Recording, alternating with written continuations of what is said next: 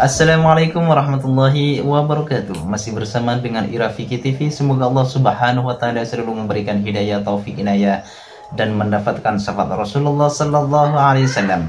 Penasaran dengan ceramah ini? Yuk kita tonton. Assalamualaikum warahmatullahi wabarakatuh.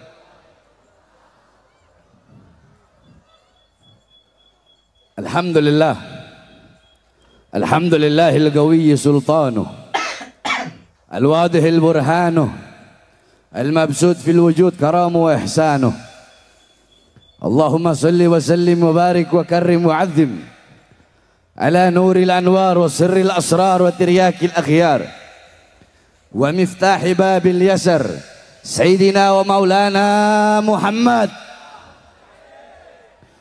محمد المختار وآله الأطهار وأصحابه الأخيار عدد نعم الله وإفضاله أما بعد. Bapak-bapak, ibu-ibu, khususnya para pemuda-pemudi umat baginda Nabi besar Muhammad yang selalu dimuliakan oleh Allah Subhanahu wa taala. Saudara-saudara sekalian yang dimuliakan oleh Allah Subhanahu wa taala.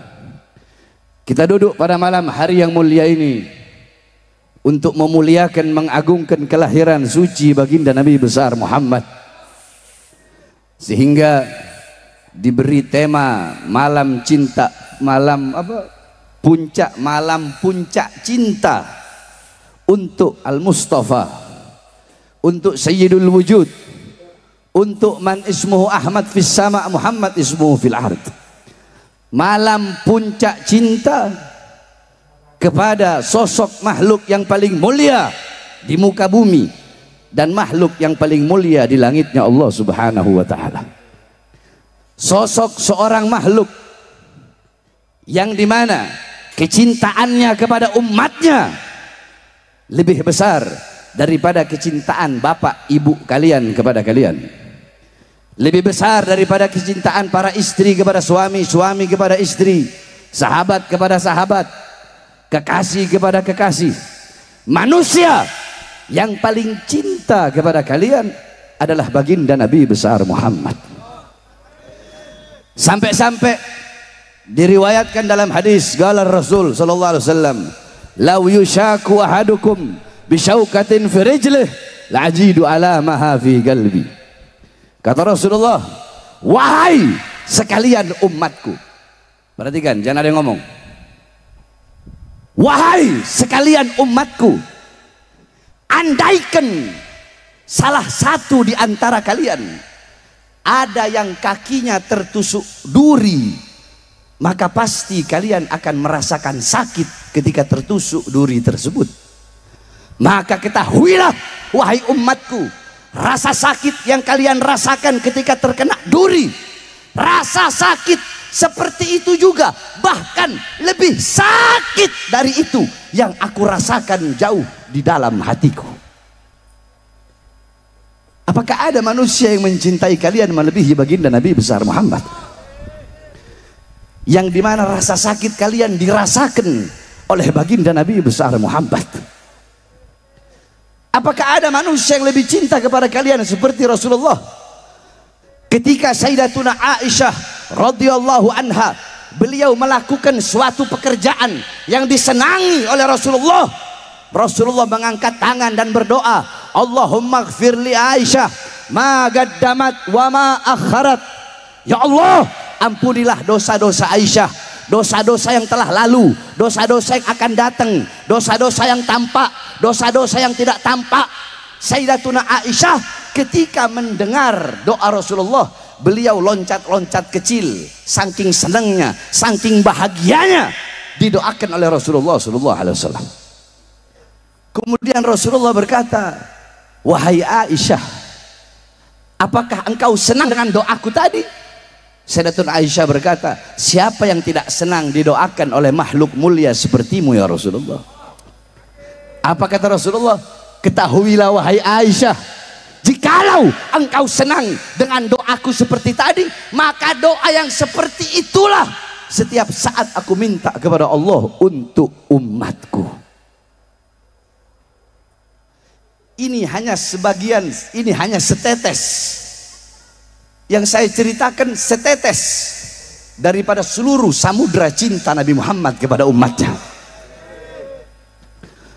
Saudara-saudara, Rasulullah pernah berkata di hadapan para sahabat, kenapa saya bahas cinta? Saya bahas cinta karena ini malam puncak cinta, muntahal mahabbah. Ada muntahal khasyah, ada muntahal khauf, ada puncak rasa takut, ada puncak rasa khawatir, ada puncak rasa mahabbah. Apa itu muntahal khauf? Apa itu puncak rasa takut kepada Allah? Puncak rasa takut kepada Allah sebagaimana yang dilakukan oleh baginda Nabi besar Muhammad. Ketika Nabi Muhammad sedang sholat, Allah buka hijab, kusyifal hijab, dibuka hijab. Nabi Muhammad SAW melihat Allah tampakkan sorga. Sedang sholat, Nabi Muhammad menggerakkan tangannya seakan-akan ingin mengambil sesuatu, kemudian beliau letakkan kembali tangannya. Tiba-tiba Allah perlihatkan neraka, kemudian beliau mundur seakan-akan ketakutan dan melanjutkan sholatnya. Selesai sholat, sahabat berkata, ada apa ya Rasulullah? Rasulullah berkata, Allah bukakan bagiku tadi tentang sorga dan neraka. Aku melihat sorga ada buah yang besarnya seperti tempayan. Aku ingin mengambil buah itu dan ingin kuperlihatkan kepada kalian. Tiba-tiba Allah bukakan neraka. Aku melihat ada sebuah api, yang itu api seakan-akan ingin melahapku. Makanya aku mundur. Ketika Rasulullah mundur, ada satu kata dari Rasulullah yang merupakan muntahal khauf. Apa kata itu? Rasulullah berkata, ha'ana minhum. Apakah aku bagian dari penghuni tempat itu? Itu pertanyaan Rasulullah. Ha'ana minhum, ya Allah, apakah aku bagian dari tempat itu? Apa tempat itu? Neraka. Nabi Muhammad masih nanya, apakah aku bagian dari tempat itu? Ini adalah puncak daripada rasa takut kepada Allah. Apa itu? Tidak pernah merasa aman dari azab dan siksa Allah, sekalipun beliau seorang nabi, seorang rasul, seorang kekasih Allah yang pasti dijamin masuk surga. Bukan hanya dijamin masuk surga, tapi surga Allah ciptakan untuk Nabi Muhammad, tapi beliau masih takut kepada nerakanya Allah Subhanahu wa taala. Ini puncak rasa takut. Terus mau sok-sokan, oh saya Habib, saya cucu Nabi, saya pasti masuk surga. Goblok. Oh saya kiai, saya ustadz, saya punya ilmu, saya pasti masuk surga. Goblok. Oh saya Habib, saya cucu Nabi, saya mau maksiat, mau berbuat dosa, pasti masuk surga. Nggak. Imam Ali Zainal Abidin berkata, apa kata Imam Ali Zainal Abidin? Innallaha khalaqal jannah liman ata'ahu walau kana abidan habasyian wa khalaqallahu an-nar liman asa'ahu walau kana malikan qurasyian. Sesungguhnya Allah Subhanahu wa taala menciptakan sorga bagi hamba-hamba yang taat kepadanya, sekalipun hamba yang taat itu dari golongan budak-budak Habasyah. Dan Allah menciptakan neraka bagi hamba-hamba yang tidak taat, bagi hamba-hamba yang tidak patuh, yang berbuat dosa, maksiat, mungkarat, dolalat, sayyiat, mukhalafat, sekalipun dari golongan pembesar-pembesar Quraisy. Saudara-saudara, ini adalah muntahal khauf, muntahal khasyah, puncak rasa takut kepada Allah, tidak pernah merasa aman dari azab dan siksa Allah. Lantas Beb, apa muntahal mahabbah? Apa puncak daripada rasa cinta kepada Rasulullah sallallahu alaihi wasallam? Saudara-saudara, puncak daripada rasa cinta kepada Rasulullah sallallahu alaihi wasallam adalah sebagaimana yang dilakukan oleh para sahabat-sahabat baginda Nabi besar Muhammad. Lihatlah Sumayyah binti Khabbab, ibunda daripada Amr bin Yasir. Sumayyah binti Khabbab seorang wanita tua renta. Dia dan suaminya, dia dikubur setengah badan, perutnya ditusuk tombak keluar isi perutnya, dipaksa untuk keluar dari ajaran Nabi Muhammad SAW. Apakah Sumayyah binti Khabbab lebih memilih kebebasan dunia, kesenangan dunia, kejayaan dunia, kemakmuran dunia, sehingga harus meninggalkan Nabi Muhammad? Dikubur setengah badan, disiksa, dicambuk, kehujanan, kepanasan, isi perutnya keluar. Sumayyah binti Khabbab lebih memilih mati daripada harus meninggalkan ajaran baginda Nabi besar Muhammad. Sumayyah binti Khabbab ini wanita. Sengaja saya jelaskan pertama yang wanita dulu, bagaimana yang laki-lakinya. Sayyidatuna Nusaybah diberi gelar Hamiyatul Rasul, sang pelindung Rasulullah, sang penjaga Rasulullah.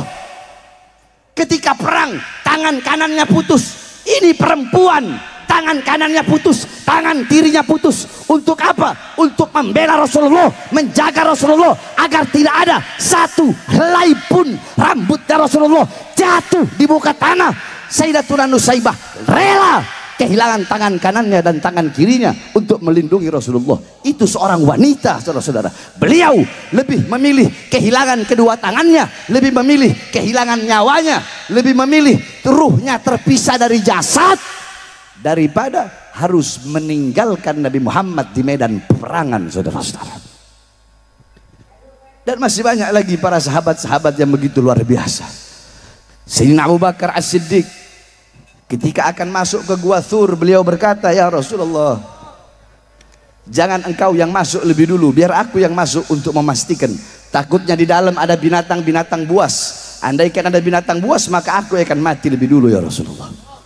Masuk Sayyidina Abu Bakar As-Siddiq, beliau lihat ada banyak lubang-lubang di gua itu, semua beliau tutup lubang-lubang itu. Rasulullah masuk, kemudian Rasulullah tidur di pahanya Sayyidina Abu Bakar As-Siddiq. Ketika Rasulullah tertidur pulas, ada satu lubang yang belum sempat ditutup oleh Sayyidina Abu Bakar As-Siddiq. Kemudian dari lubang itu keluarlah ular. Ada ulama berbeda pendapat, ada yang bilang kalajengking, ada yang bilang ular. Itu ular tidak bisa keluar karena ditutup oleh Sayyidina Abu Bakar, sehingga ular itu mematuk bagian tubuh yang menutup lubang tersebut. Ketika dipatuk, Sayyidina Abu Bakar terkena racun daripada ular itu, tapi beliau tahan sakitnya. Sampai beliau nggak kuat nahan sakit, air mata beliau menetes di pipi suci Rasulullah SAW. Ketika air mata itu menetes, Rasulullah bangun dan berkata, wahai Abu Bakar, kenapa kau menangis? Apakah kau tidak rela, kau nggak ridho menemaniku? Kata Sayyidina Abu Bakar, siapa yang tidak rela, siapa yang tidak ridho ya Rasulullah? Hanya saja tadi aku digigit oleh binatang berbisa, aku tahan agar engkau tidak, aku tahu agar engkau sedang lelah, sedang capek, sengaja aku tidak bergerak agar engkau tidak terbangun, tapi air mataku membangunkanmu karena aku tidak kuat menahan sakitnya ya Rasulullah. Diambil bagian tubuh itu dan dicium oleh Rasulullah. Sebab ulama masih beda pendapat, ada yang bilang tangan, ada yang bilang kaki, ada yang bilang ini. Akhirnya saudara-saudara, sembuhlah rasa sakit tersebut. Nah, ketika Rasulullah dalam Gua Thur, Sayyidina Abu Bakar punya anak yang bernama Sayyidatuna Asma binti Abi Bakar, suami istri daripada Zubair ibn Awam. Sayyidatuna Asma binti Abi Bakar dalam keadaan hamil tua, dalam keadaan hamil tua, beliau membawakan makanan untuk Rasulullah. Ditaruh itu makanan di perutnya karena lagi hamil tua, nggak muat. Maka beliau punya selendang, beliau sobek menjadi dua, kemudian beliau ikat. Makanya beliau diberi gelar yang memiliki dua selendang. Beliau sobek jadi dua, beliau ikat, beliau taruh, kemudian beliau tanpa alas kaki, kakinya bernanah, kakinya mengeluarkan darah, hanya untuk membawakan makanan untuk baginda Nabi besar Muhammad SAW. Saudara-saudara, puncak rasa cinta kepada Rasulullah adalah ketika wafatnya Rasulullah. Sahabat ada yang berdoa, ya Allah, cabut nyawaku, untuk apa aku hidup? Rasulullah sudah wafat, aku tidak lagi ingin hidup di muka bumi dengan ketiadaan kekasihku Muhammad SAW. Seketika itu juga Allah cabut nyawanya dan dia mati, saudara-saudara. Ada sahabat yang berdoa, ya Allah, cabutlah kedua mataku, cabutlah penglihatanku, untuk apa aku melihat kalau selain memandang wajah indah baginda Sayyidina Muhammad. Seketika itu juga Allah cabut pandangannya sehingga dia menjadi buta. Puncak rasa cinta adalah ketika seorang wanita tua renta, ja'at imra'atun li Aisyah faqalat ya Aisyah ikshif li gabran Nabi sallallahu alaihi wasallam, fakashafat fadakhalat fabakat hatta matat. Perempuan tua ini berkata, wahai Aisyah, bukakanlah bagiku pintu kuburnya Nabi Muhammad, karena Rasulullah dikuburkan di kamarnya Sayyidatuna Aisyah. Dibuka pintu kamar, ini perempuan masuk ke dalam, dia menangis di depan kuburnya Rasulullah sampai dia mati saat itu juga, membawa kerinduannya kepada Rasulullah SAW. Ini adalah muntakhal mahabbah, puncak daripada rasa cinta kepada Rasulullah. Puncak rasa cinta bukan dengan kita duduk berkumpul di sini, tetapi puncak rasa cinta kepada Rasulullah. Bagaimana engkau pulang dari majelis puncak rasa cinta ini, mendengarkan nasihat-nasihat dari para habaib, para kiai, para ulama, para guru-guru, kemudian engkau amalkan di rumahmu, engkau membuktikan kecintaanmu kepada Rasulullah dengan menjadikan Nabi Muhammad sebagai uswahmu, qudwahmu, teladanmu, pedomanmu, maka itulah engkau telah memiliki puncak kecintaan kepada Rasulullah SAW. Sebab banyak orang sekarang, saya umat Muhammad, saya orang Islam, saya umat Nabi Muhammad SAW, saya umat Islam. Coba kau lihat saudara-saudara, di Indonesia yang paling banyak berbuat dosa, yang paling banyak berbuat maksiat, yang paling banyak melacur, yang paling banyak narkoba, yang paling banyak judi, yang paling banyak korupsi, yang paling banyak maling, yang paling banyak mencuri, bukan orang-orang Kristen, bukan orang-orang Buddha, bukan orang-orang Hindu. Nanti lihat Desember ini, malam tahun baru, yang paling banyak berbuat dosa, yang paling banyak berbuat maksiat, yang paling banyak bertasabuh kepada orang-orang kafir, kepada orang Nasrani, kepada orang-orang Yahudi, yang paling banyak adalah abnaul muslimin, putra putri Islam kita. Coba kau lihat sendiri, kau punya mata, buka matamu kau lihat. Kenapa? Karena kita sebagai orang tua tidak pernah mendidik putra putri kita dengan pendidikan Rasulullah, sehingga semakin hari anak-anak muda kita buta Islam, buta Al-Quran, buta iman, nggak kenal Allah, nggak kenal Rasulullah, nggak kenal iman, nggak kenal Islam, nggak kenal akhlak, nggak kenal adab. Bagaimana mau kenal Islam? Bagaimana mau kenal iman? Bagaimana mau kenal akhlak? Bagaimana mau kenal adab? Hatinya kosong dari sosok Rasulullah SAW. Anak-anak kalian sibuk main handphone, anak-anak kalian sibuk main TikTok, anak-anak kalian lebih memilih memegang handphone, melihat YouTube, melihat TikTok daripada menyentuh, membaca dan belajar Al-Quran. Ini yang terjadi. Saya tanya, jawab semua. Anak-anak kalian lebih banyak pegang apa? Handphone apa Quran? Kurang keras jawab. Anak-anak kalian, putra putri kalian lebih banyak pegang handphone atau Quran? Handphone atau Quran? Handphone atau kitab sirah nabawiyah? Lebih banyak pegang handphone atau kitab sejarah-sejarah Nabi Muhammad? Kalian sebagai orang tua yang menjauhkan putra putri kalian daripada ajaran baginda Nabi besar Muhammad sallallahu alaihi wasallam. Saudara-saudara, dan perkara ini, hal ini sudah Nabi Muhammad sampaikan 1400 tahun yang lalu. Apa kata Rasulullah? Qala Rasul la tattabi'unna sanana aw sunana alladzina min qablikum shibran bi shibrin wa dhira'an bi dhira'in hatta law dakhalu fi juhri dhab la taba'tumuhum. Kila ya Rasulullah al yahud wan nasara, qala faman. Kata Rasulullah, nanti di akhir zaman ada umatku yang dimana mereka akan mengikuti golongan-golongan sebelum mereka. Mereka akan mengikuti golongan-golongan sebelum mereka, sejengkal demi sejengkal, selangkah demi selangkah. Sekalipun golongan sebelum mereka masuk ke dalam lubang dob, mereka akan ikut masuk dalam lubang dob. Gila, ada yang berkata, apakah golongan yang dimaksud al-Yahud wan Nasara, orang-orang Yahudi dan orang-orang Nasara? Kata Rasulullah, faman, siapa lagi? Siapa lagi? Coba lihat di Indonesia, yang paling banyak merayakan Valentine, yang paling banyak malam mingguan, Yang paling banyak malam tahun baru putra putri Islam. Anak-anak kita semakin hari semakin jauh dengan Rasulullah. Mereka tidak memakai pakaian Rasulullah. Yang mereka pakai adalah pakaian musuh-musuhnya Rasulullah. Mengaku umat Rasulullah, tetapi menjadikan iblis, menjadikan syaitan sebagai teman-teman baik kalian, sahabat sejati kalian. Iblis yang kalian jadikan sebagai sahabat sejati kalian. Terus lidah kalian mengaku cinta, mengaku sebagai umat baginda Nabi besar Muhammad sallallahu alaihi wasallam. Oleh karenanya saudara-saudara, pulang dari sini, didik kau punya putra putri, anak istri, kau didik dengan pendidikan Nabi Muhammad. Jadikan kampungmu kampung Nabi Muhammad, rumah tanggamu rumah tangga Nabi Muhammad. Tokoh-tokoh masyarakat, jadikan masyarakatmu masyarakat yang mencintai Nabi Muhammad. Para pemimpin-pemimpin, mulai pemimpin kampung, pemimpin kecamatan, camat, lurah, bupati, wali kota, kemudian gubernur, presiden.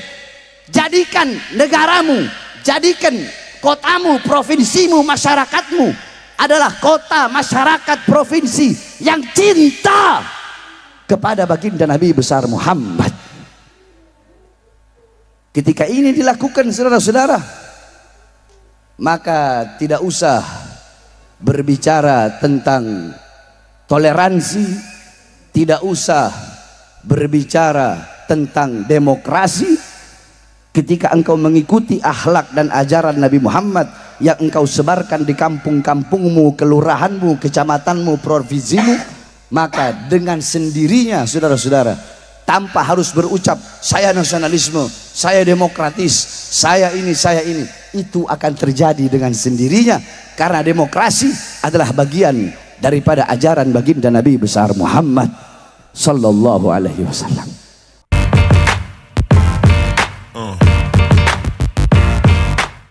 Alhamdulillah sudah mendengarkan ceramah ini. Semoga ilmu yang didapat barokah dan bermanfaat. Semoga kita juga diberikan kesehatan, kelancaran rezeki, mudah rezeki, digampangkan segala urusannya. Amin Allahumma amin. Sekian, terima kasih. Assalamualaikum warahmatullahi wabarakatuh.